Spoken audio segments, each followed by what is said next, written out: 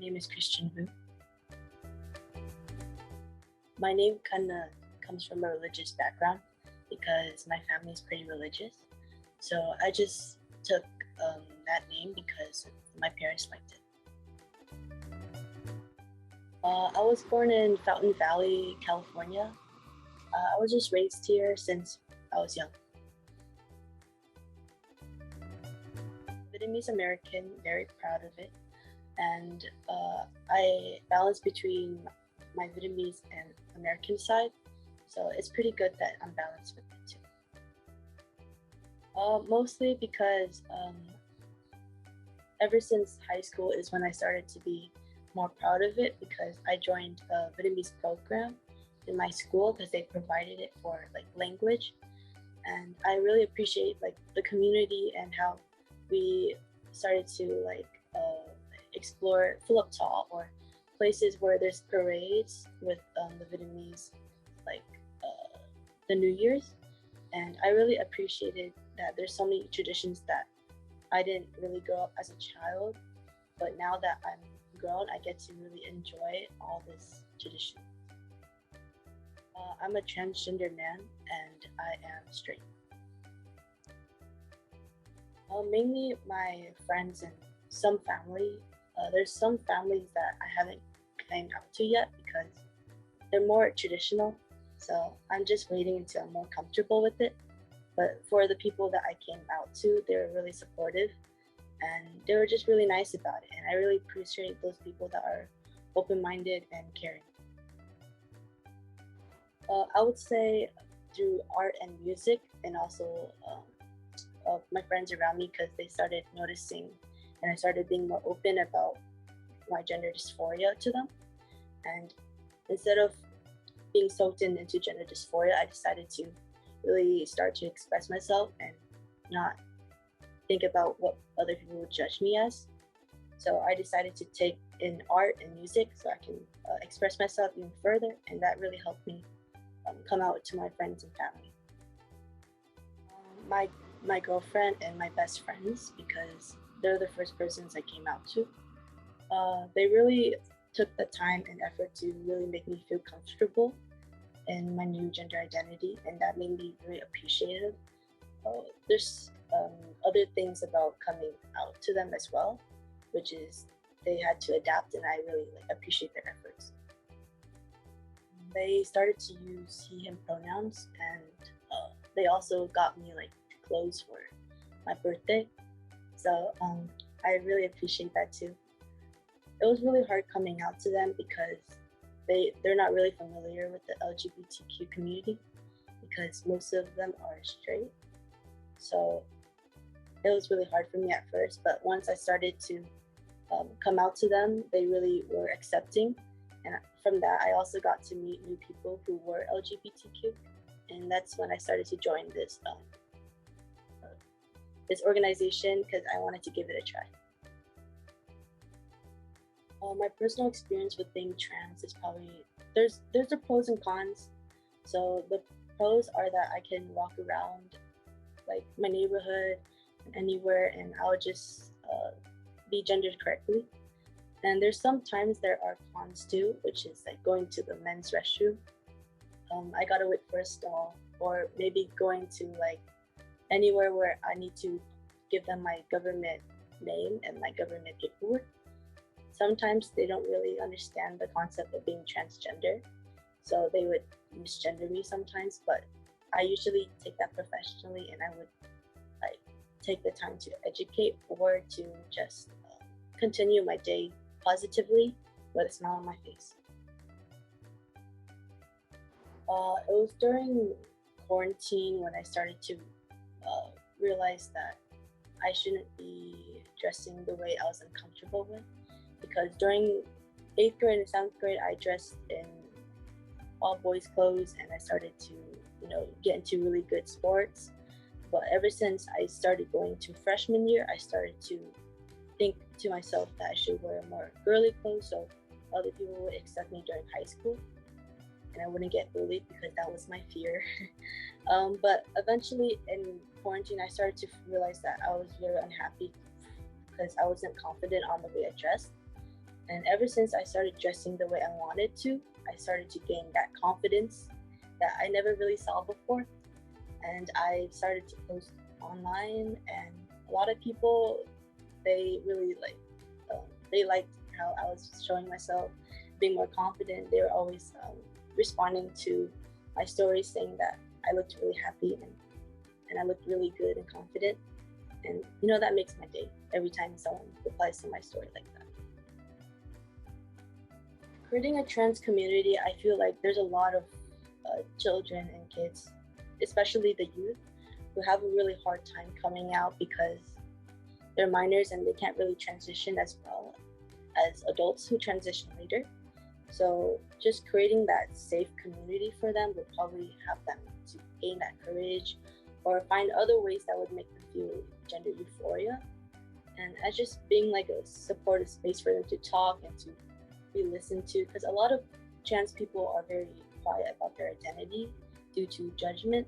So having that safe environment for them to speak up and just be themselves, it just allows them to really grow as an individual. Well, I would like to show my art that I made in sophomore year. Is that okay with you guys?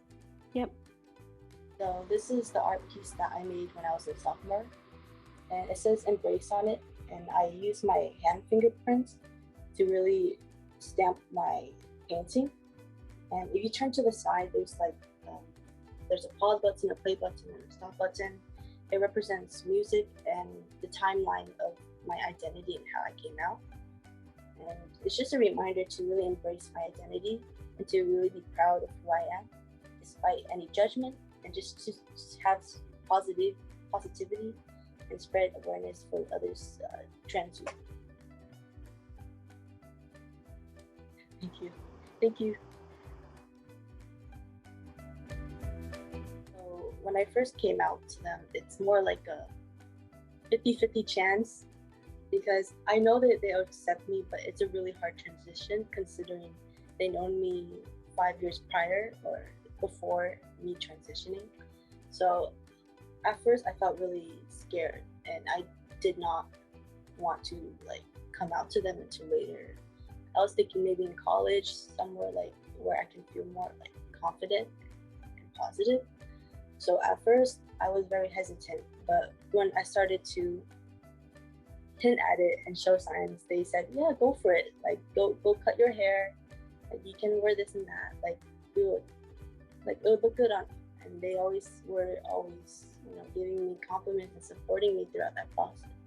And that's when I started realizing it's not so bad after all, because growing up in Garden Grove, you don't really see that many LGBTQ youth. But once you reach high school, you start seeing them little by little, and that's when you started to it's when you start feeling that confidence to really come out, because you see other LGBT youths come out and they're really happy about it. And if you want to be happy, that's something that I thought about, and that's when I started to come out to my friends and family. Family is a bit more harder considering they known me all my life. But when I started to come out to my youngest sister, she started to be she was hesitant at first. She thought it was kind of weird, but later when she started to see that I was really happy and confident in my decision of transitioning, she started to respect that and use he him pronoun and use my name. And the positivity that comes with coming out, it's a lot of positivity, but there's also some negativity too. I did receive some negative hate from other peers, my classmates, but again, I did not take that to heart. I just continued being myself. And the guy that was very hesitant at first, my classmate, started to address me as Christian, and I felt really happy from that day forward. So I feel like once you start just to be yourself and don't care about what other people say, you'll start to have them understand where you're coming from and start addressing you by your comfortability. He, him, any pronoun that you would like. My first signs of gender dysphoria started when I was 12 years old, actually. That's when I started to reach puberty and really notice growing in my breast, and I felt really uncomfortable with it. So sometimes I would take like a bra and take duct tape around it so it would look a bit flatter. But it got really bad to the point where I got bruises around my chest. So I started to stop doing that. So instead, I just wore 2 sport bras every day throughout middle school and in high school too. In high school, that's when I started to be more girly, and that was really uncomfortable wearing a different type of bra. So that's when I noticed later throughout sophomore year and in quarantine, that's when I started to think to myself, have that time alone within my thoughts and what I went through, that it's not normal. Like most girls did not go through that phase of duct taping their breasts to look smaller. My other gender dysphoria that I did come across lately, like recently, was probably my thighs and my lower part of my bodies, because it's more bigger than usual. So having to come out and not passing at first was very difficult for me. So I would go day to day just try to search up videos on how to lose that specific body part, like the thighs and the hips. It was working at first, but later it's just getting back again. So I got really discouraged because of that. But ever since I started to go to the gym and having an instructor, they really helped me pinpoint that part of my body. And just losing weight overall caused me to just feel that gender euphoria. So my thighs aren't as big as before, so I'm very happy about it. But I do plan on having more gender euphoria by going through top surgery, basically like the surgery that masculizes your chest. And usually you have to be over 18 to have that, because it's hard to have surgery as a minor because you need parental consent. And so having that top surgery would probably allow me to really go outside and just run like a mile or something without a shirt on. Like it would probably make me feel really happy because of that. And most of the gender euphoria that I feel right now, it really comes from the confidence that I built over time.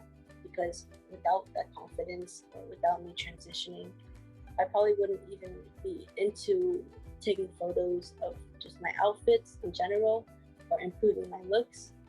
So I'm really happy that the confidence and transition allowed me to feel that gender euphoria that I never felt before. And yeah.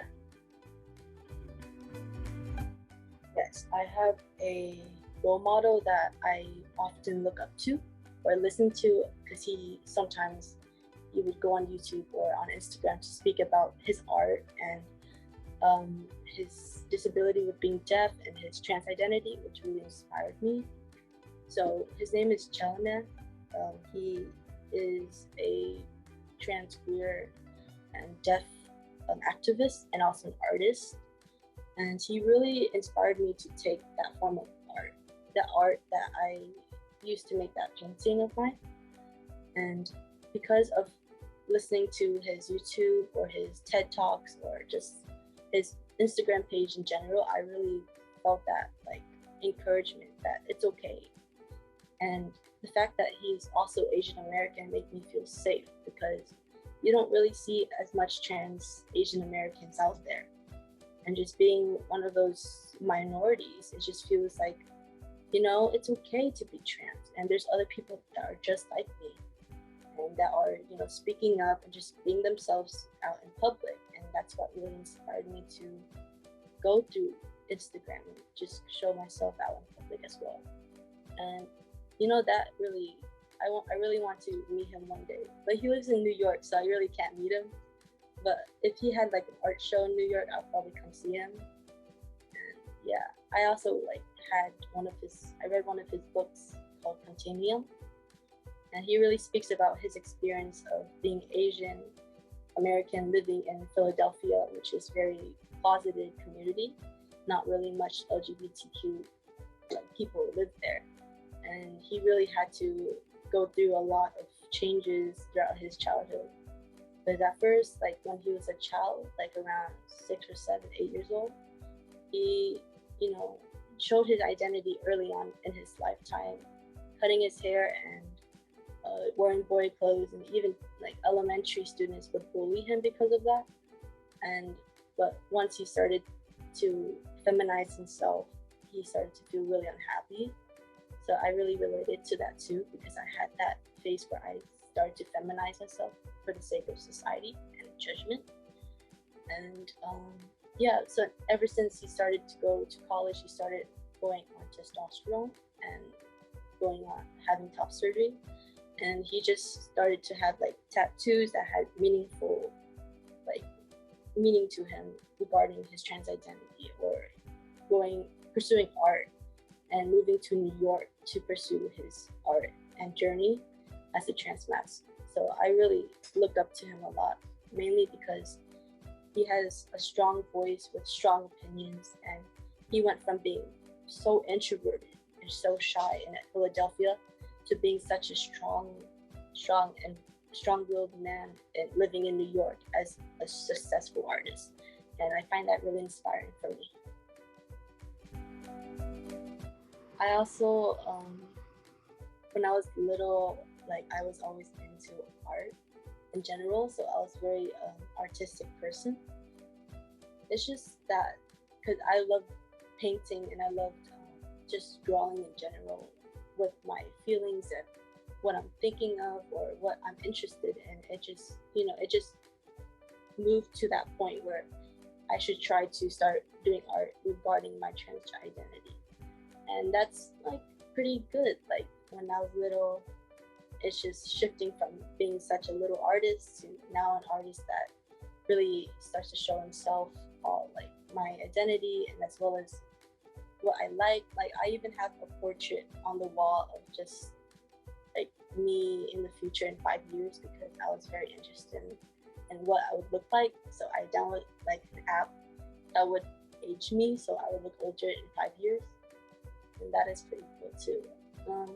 And through music, I really liked K-pop, and just K-pop industry is kind of cool. So I started to listen to, I know it's kind of generic, but it's BTS and Stray Kids, NCT, all those type of boy band kind of feel, because I started to dress like them and I started to cut my hair like them, and that's where the physical appearance inspiration comes from. So I really appreciate music as well, because it made me really explore that the clothing and the hairstyles that I would like to try as a trans person. No, I was just it's just a hobby of mine, a really big hobby of mine. But when I grow up, I want to be a respiratory therapist, because mainly because I really love to talk to people, and including because I already am going into an EMT course for students, or going to CHOP Children's and volunteering over there too. So it's just growing up, helping people was just a passion of mine, and healthcare is another passion of mine too, because my mom actually wanted to be a nurse, but she couldn't because of her education, and she didn't have education until high school. So because of that lack of education, she couldn't pursue that passion of being a nurse. So I decided to try to look into healthcare and see what fits, if it fits within my liking and my personality. And when I was exploring this summer, going into CHOP Children's as volunteer, I started to realize, it's something that I picture me doing when I'm older. And being a respiratory therapist, it's mainly solving cases like COVID, or just helping people with respiratory problems in the lungs. And I had an experience with a respiratory therapist when I was in the hospital for COVID. And that was back in before quarantine happened, when everyone was really scared about COVID cases. And I really bonded with that respiratory therapist, and she told me that she was really happy about her job because she really gets to meet people and help them, put a smile on their face once they leave the hospital, because no one wants to be in the hospital. So she just wanted to put a smile on someone's face every day and make sure they're safe at the end of the day. And that's something that I want to do as well.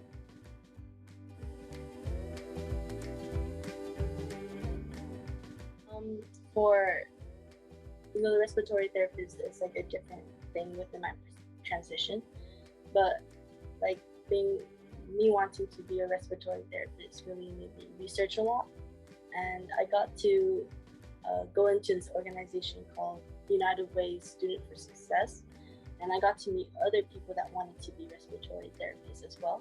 So that was pretty fun, like meeting new people. I feel like that's out of my comfort zone.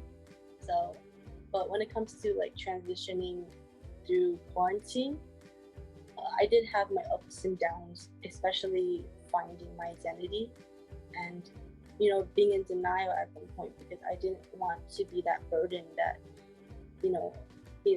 for being transgender in my family, or being the first LGBTQ plus, person in my family. And I didn't want people to judge me for it because of that identity. I wanted people to know more about me and to really accept me for it, because in my family especially, some parts are traditional and some others are more open-minded, so it's more of a mix. But the thought of losing someone or losing someone that I was close to because of my identity really made me go into denial during that quarantine phase.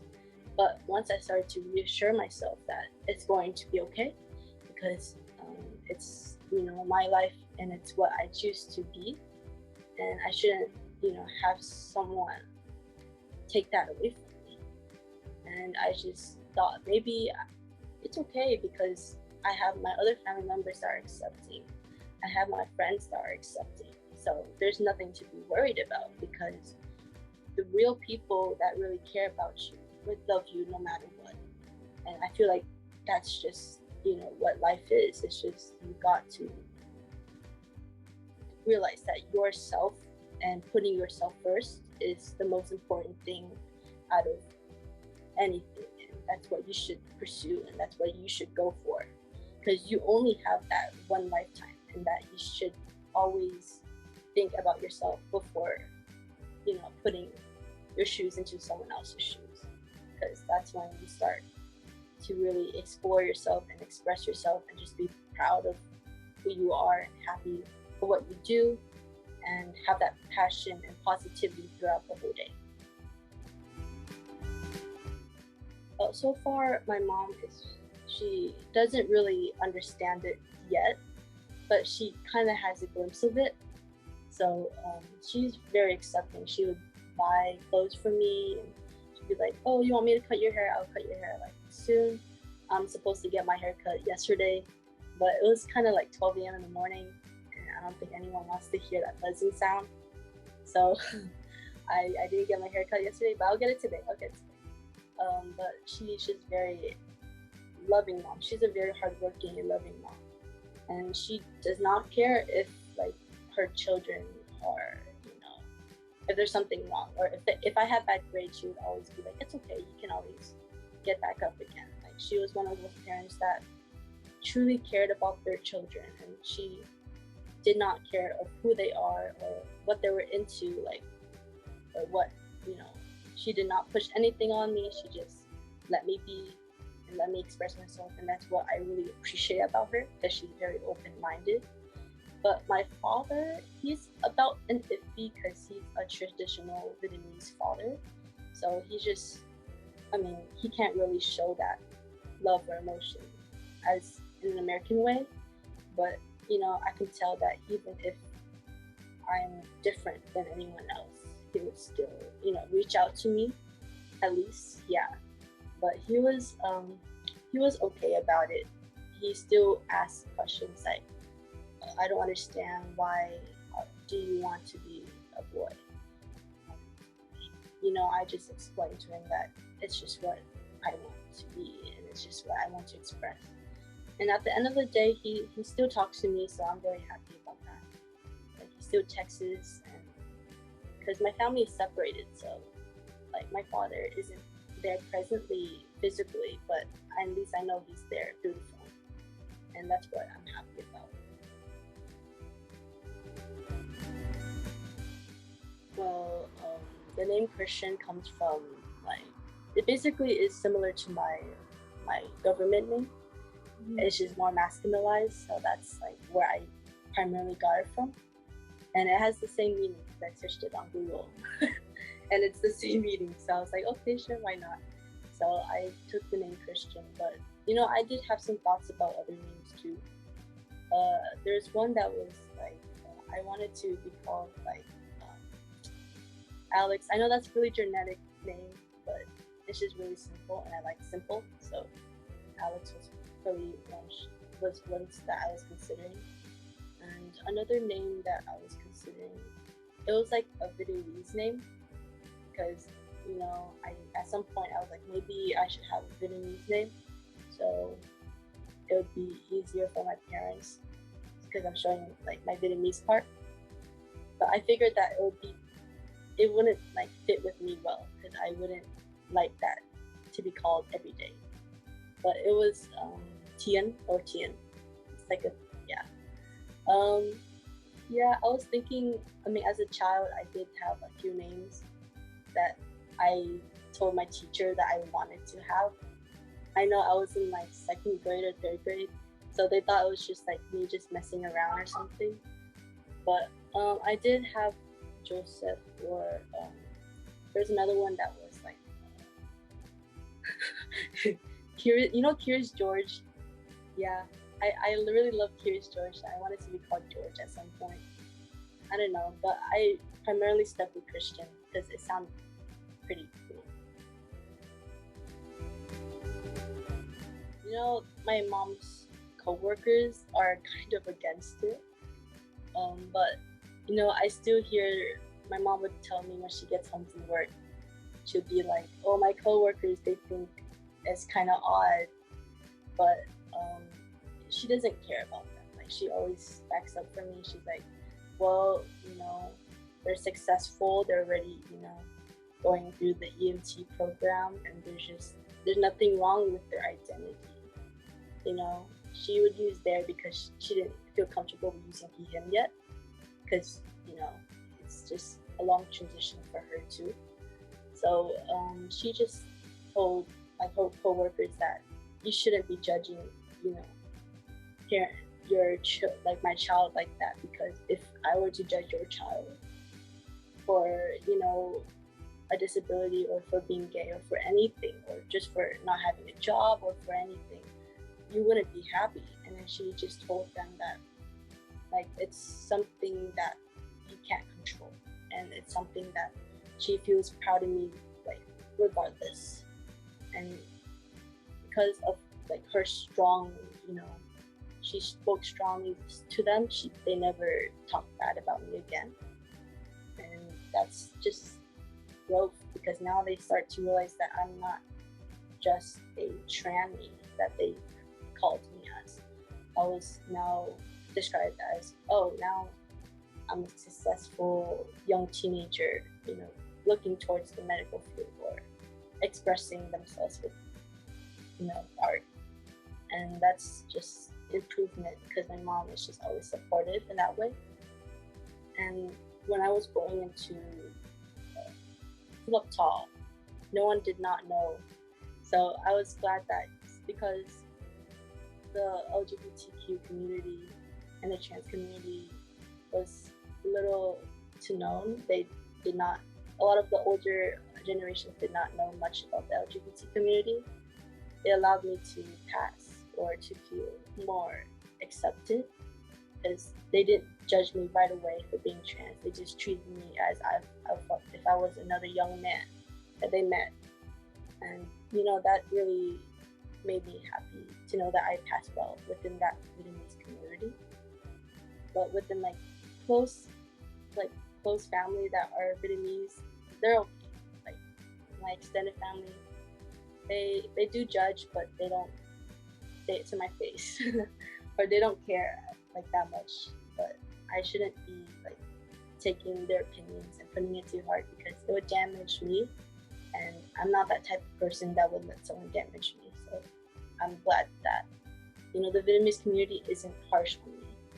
But I do wish that through being in a trans community or being in an LGBT community, they would accept the Vietnamese community as well, because there's some Vietnamese LGBTQ Vietnamese young youths that want to be accepted, and I do wish them the best of finding that community, like I did today with the VROC community. And I feel more, you know, open and accepted to talk about my identity to VROC. And because VROC provided that safe environment, it allowed me to really stand up and talk today, because I'm very introverted. So this is something that's out of my comfort zone, and I'm very grateful for that.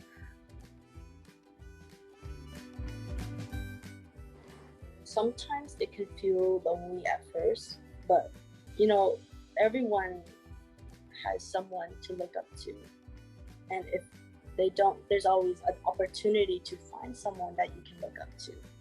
And just being in that minority, I felt very lonely at first, but when I started to meet new people or meeting new activists online and really hearing about their stories, it really inspired me to show my own story.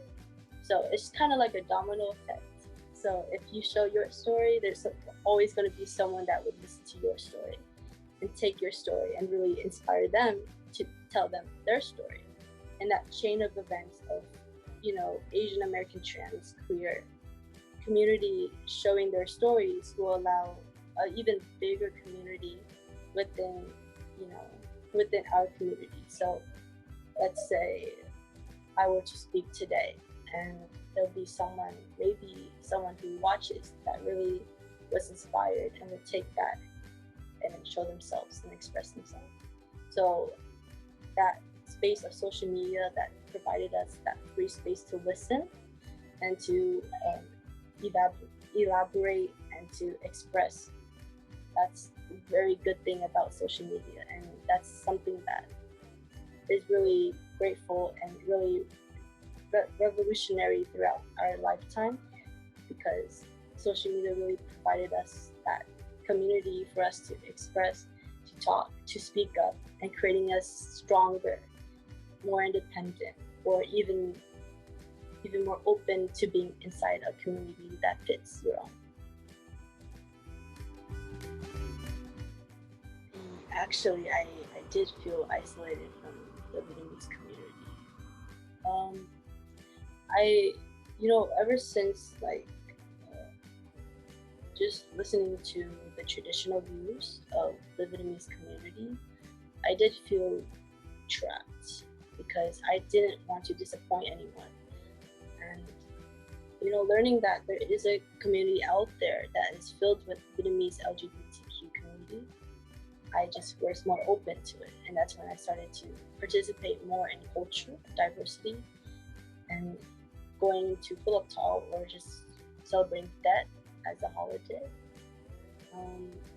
Yeah, so the Vietnamese community is kind of a mix, and at first I did not see that mixture, because I thought that it was just primarily just traditional views in the Vietnamese community. And I realized that, you know, it's okay to have different views in the world, because that's what makes us, you know, differentize between the views and pick a view that we agree on. And that diversity of views throughout the whole Vietnamese community really allowed me to evaluate like what view I would pursue and what I would feel most comfortable in talking about. And it's a really good thing when it comes to finding your own opinion and going through that path and surrounding yourself with the people that think the same way as you. It's like another form of community. So I tend to not like discriminate any community, as long as they feel comfortable and they feel at home within their views in their community. That's okay, just as long as you don't discriminate others' views because of their view, or discriminate people because of their view. And I feel like the world would be a safer place if people would be more considerate of other people's views and, you know, put themselves in their shoes. Or they can always stick to their own views, but understand that diversity of views is important, and everyone shouldn't be categorized into one view. And I feel like that diversity of views will allow everyone to come together as a whole and really embrace that difference and diversity within our world today.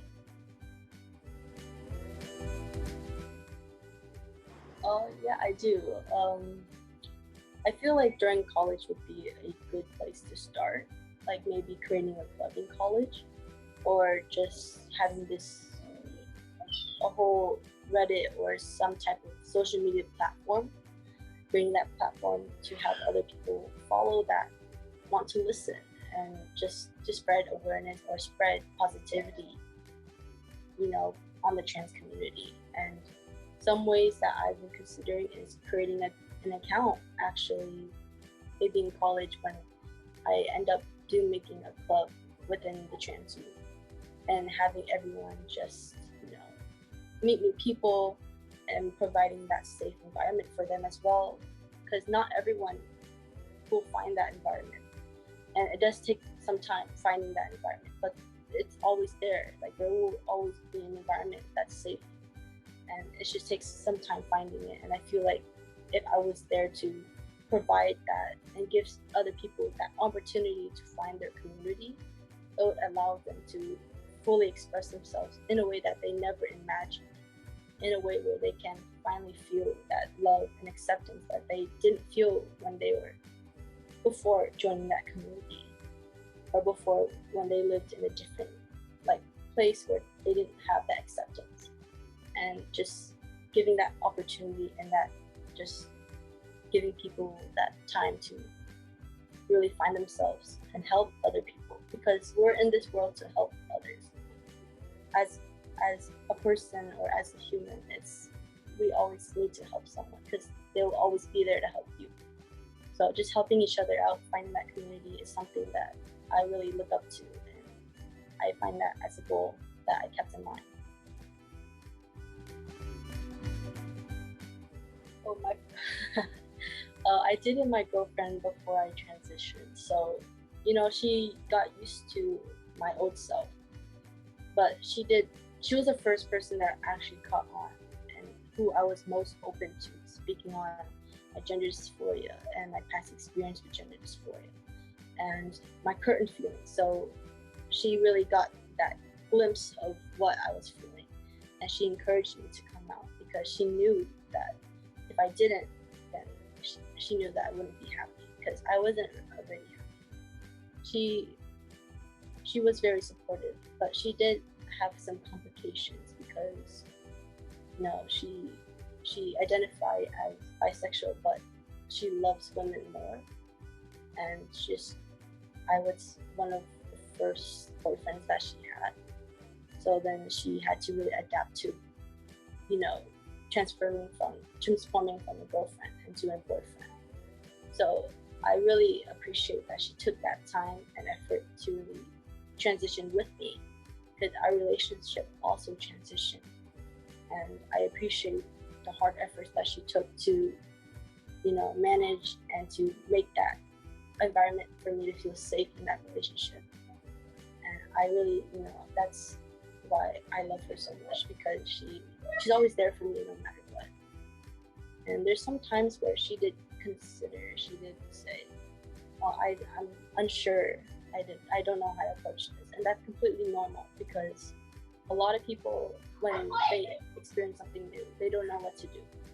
And as long as you work together with someone and just to help guide each other, you'll eventually find a compromise and, you know, a way to grow. And that we really grew because of that. And now she's just we're just normalizing everything. Sometimes she would think, oh, I forgot. Oh yeah, I forgot. She didn't know I was trans. Like she would forget sometimes. But yeah, like I really appreciate how she was always there for me. I really got to speak a lot about my experience with being trans in this interview, and just to really share like my views and my personal life with you guys. And I really appreciate you guys asking me these questions and, you know, having me share my personal life with you guys. I really appreciate you guys. I would like to thank you, VROC, for providing that community to have the Zoom sessions and to speak on oral history, learning so much things with mental health. And, you know, a lot of things that we learned this month was very inspirational for me. And I hope that it was also inspirational for the people that joined. And I would like to thank you for, you know, having me build this courage to talk to you guys today. So thank you so much.